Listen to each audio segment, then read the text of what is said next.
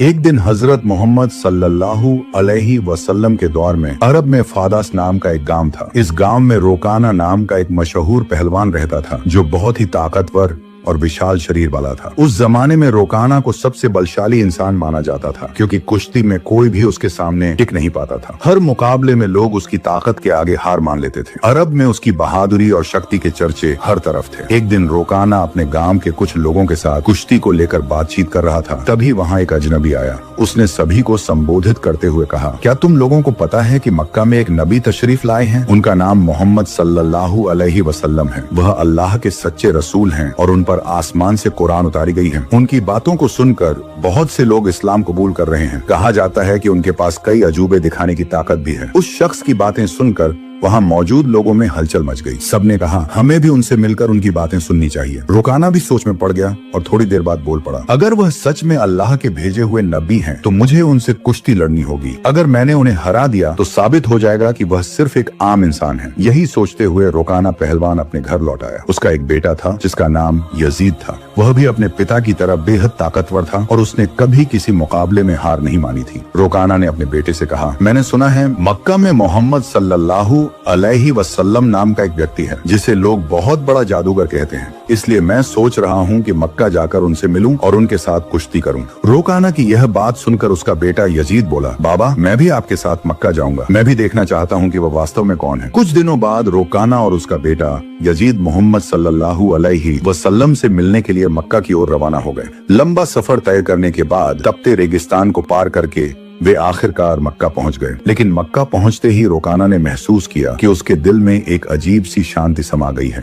उसे यह भी महसूस हुआ कि मक्का के लोगों के चेहरे पर एक अलग ही रौनक है। ऐसा लग रहा था जैसे इस शहर का माहौल किसी अल्लाह की रहमत से महका हुआ हो। मक्का की फिजा देखकर रोकाना ने अपने बेटे से कहा, बेटा यजीद, मुझे लगता है कि यह जगह बहुत खास है। मैं अपने अंदर एक अनोखी सुकून महसूस कर रहा हूँ। यजीद ने भी सिर हिलाते हुए कहा, बाबा मुझे भी वैसा ही महसूस हो रहा है। ऐसा सुकून और ऐसा खुशनुमा माहौल मैंने पहले कभी नहीं देखा। उसी समय उन्होंने कुछ लोगों को देखा और उनके पास जाकर पूछा, क्या आप हमें बता सकते हैं कि मोहम्मद सल्लल्लाहु अलैहि वसल्लम कहाँ मिलेंगे? लोगों ने जवाब दिया, आप कौन हैं और कहाँ से आए हैं? रोकाना ने कहा, मेरा नाम रोकाना है। मैं बहुत दूर से आया हूँ और मैं एक मशहूर पहलवान हूँ। ये सुनकर लोगों ने कहा, हमारे नबी मोहम्मद सल्लल्लाहु अलैहि वसल्लम अल्लाह के भेजे हुए रसूल हैं और इस वक्त मस्जिद में मौजूद हैं। ये सुनकर रोकाना और यजीद मस्जिद की ओर बढ़ गए। जब वे मस्जिद में दाखिल हुए तो उन्होंने देखा कि एक बुजुर्ग व्यक्ति शांत और नूरानी चेहरे के साथ बैठे थे। उनके चेहरे पर एक ऐसी मुस्कान थी जो दिल को सुकून देने वाली थी। ऐसा लग रहा था जैसे वह सभी का स्वागत कर रहे हों। रोकाना ने गौर से देखा और समझ गया कि यही वही व्यक्ति हैं जिनके बारे में उसने सुना था। वह उनके पास गया और आदर पूर्वक सलाम करते हुए बोला, हे मोहम्मद, क्या आप वही व्यक्ति हैं जिनके बारे में लोगों से सुना है? लोग कहते हैं कि आप अल्लाह के भेजे हुए रसूल हैं। मोहम्मद सल्लल्लाहु अलैहि वसल्लम ने बड़े ही नर्म लहजे में जवाब दिया, वालेकुम अस्सलाम। हाँ, तुमने सही सुना है, लेकिन तुम कौन हो और कहाँ से आए हो? रोकाना ने गर्व से कहा, मैं बहुत दूर से आपकी तलाश में आया हूँ। मेरा नाम रोकाना है और मैं इस दौर का सबसे ताकतवर पहलवान हूँ। अब तक मैंने कभी किसी कुश्ती में हार नहीं मानी। रसूल पाक सल्लल्लाहु अलैहि वसल्लम ने मुस्कुराते हुए कहा, रोकाना पहले बैठो, फिर हम बातें करेंगे। रोकाना सोचने लगा कि यह शख्स मुझसे आखिर क्या बात करना चाहते हैं। तभी मोहम्मद सल्लल्लाहु अलैहि वसल्लम ने उससे बड़ी ही नरमी से कहा, रोकाना, अल्लाह से डरो। तुम्हारे जिस्म में जो ताकत है वह उसी अल्लाह ने दी है जिसने तुम्हें इतना बड़ा पहलवान बनाया है। उसी महान अल्लाह के आगे सिर झुकाओ, उसी पर ईमान लाओ और मुझे उसका रसूल मानो। रोकाना ने हैरानी से कहा, हे मोहम्मद, तुम क्या कह रहे हो? मैं तो यहाँ सिर्फ कुश्ती लड़ने आया हूँ। मैंने सुना है कि तुम अल्लाह के भेजे हुए रसूल हो और तुम्हारे पास कोई खास ताकत है। इसी वजह से मैंने फैसला किया कि मैं तुम्हारे साथ कुश्ती करूंगा, लेकिन तुम मुझे इस्लाम अपनाने के लिए कह रहे हो। दयालु नबी मोहम्मद सल्लल्लाहु अलैहि वसल्लम ने नरमी से कहा, रोकाना, तुम मेरे साथ कुश्ती लड़ना चाहते हो, लेकिन यह मेरा काम नहीं है। कुश्ती लड़ना पहलवानों का काम है और मैं कोई पहलवान नहीं हूँ। रोकाना हंसते हुए बोला, हे मोहम्मद, मैं तुम्हारी ये बातें सुनने नहीं आया हूँ। मैंने सुना है कि तुम बहुत ताकतवर हो, तुम्हें जादू भी आता है। अगर तुम सच में अल्लाह के रसूल हो तो अपनी ताकत से मुझे कुश्ती में हरा कर दिखाओ। मोहम्मद सल्लल्लाहु अलैहि वसल्लम मुस्कुराए और बोले, रोकाना, तुम इतनी जिद कर रहे हो, इसलिए मैं तुम्हारे साथ एक शर्त पर कुश्ती लड़ने के लिए तैयार हूँ। रोकाना ने उत्सुकता से पूछा, क्या शर्त है? नबी रहमत सल्लल्लाहु अलैहि वसल्लम ने फरमाया, अगर तुम कुश्ती में मुझसे हार गए तो तुम्हें इस्लाम कबूल करना होगा और मुझे अल्लाह का भेजा हुआ रसूल मानना होगा। रोकाना ये सुनकर सोचने लगा, ये एक आम आदमी मुझे कैसे हरा सकता है? मेरी चौड़ी छाती, मजबूत हाथ पैर और गजब की ताकत के सामने ये मामूली इंसान नहीं टिक पाएगा। मैं दुनिया का सबसे ताकतवर पहलवान हूँ और आज तक कोई मुझे हरा नहीं सका। ये तो पहलवान भी नहीं है, फिर यह मेरी बराबरी कैसे करेगा? यही सोचकर रोकाना ने मोहम्मद सल्लल्लाहु अलैहि वसल्लम का मजाक उड़ाया और फिर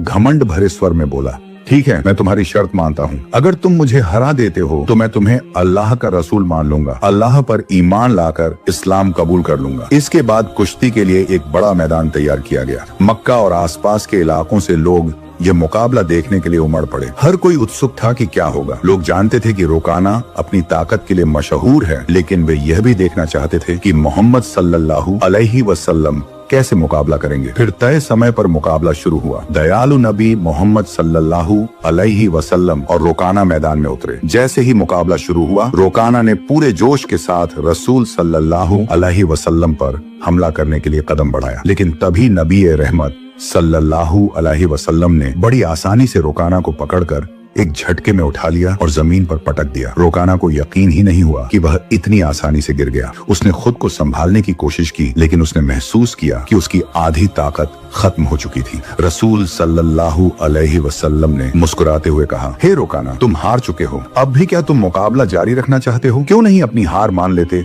और इस्लाम कबूल कर लेते? लेकिन घमंडी रोकाना ने कहा, नहीं, ये सिर्फ एक संयोग था, मुझे एक और मौका दो, इस बार मैं तुम्हें हरा दूंगा। दयालु नबी सल्लल्लाहु अलैहि वसल्लम ने फरमाया, ठीक है, मैं तुम्हें एक और मौका देता हूँ, लेकिन अगर इस बार भी तुम हार गए तो तुम्हें अपनी हार माननी होगी और इस्लाम कबूल करना होगा। लोगों की निगाहें फिर से मुकाबले पर जम गईं। रोकाना ने इस बार पूरी ताकत झोंक दी और पूरी कोशिश की कि वह किसी भी हाल में नबी सल्लल्लाहु अलैहि वसल्लम को हरा दे। लेकिन जैसे ही उसने हमला करने के लिए कदम बढ़ाया, दयालु नबी ने फिर से उसे उठाकर जमीन पर पटक दिया। रोकाना को फिर से हार का सामना करना पड़ा। रसूल सल्लल्लाहु अलैहि वसल्लम ने कहा, हे रोकाना, अब भी क्या तुम्हें यकीन नहीं हुआ? मान लो कि अल्लाह ने मुझे सच्चाई के साथ भेजा है, अब भी वक्त है, ईमान ले आओ। लेकिन रोकाना का अहंकार उसे हार मानने नहीं दे रहा था। वह अपने मन में सोच रहा था, मैंने कभी किसी से कुश्ती में हार नहीं मानी, फिर यह कैसे संभव है कि मैं किसी ऐसे इंसान से हार जाऊं जो पहलवान भी नहीं है। इसलिए उसने फिर से नबी सल्लल्लाहु अलैहि वसल्लम से कहा, मुझे एक आखिरी मौका दो, और हमारे नबी तो रहमतुल लिल आलमीन हैं। उन्होंने फिर से उसे मौका दिया। तीसरी बार मुकाबला शुरू हुआ। इस बार रोकाना ने अपनी पूरी ताकत लगा दी, लेकिन जैसे ही वह हमला करने के लिए आगे बढ़ा, नबी सल्लल्लाहु अलैहि वसल्लम ने उसे फिर से उठाकर जमीन पर पटक दिया। अब रोकाना उठने की कोशिश कर रहा था, लेकिन उसकी ताकत जवाब दे चुकी थी। उसे समझ में आ चुका था कि मोहम्मद सल्लल्लाहु अलैहि वसल्लम कोई आम इंसान नहीं है, बल्कि अल्लाह के भेजे हुए सच्चे रसूल हैं और इस्लाम सबसे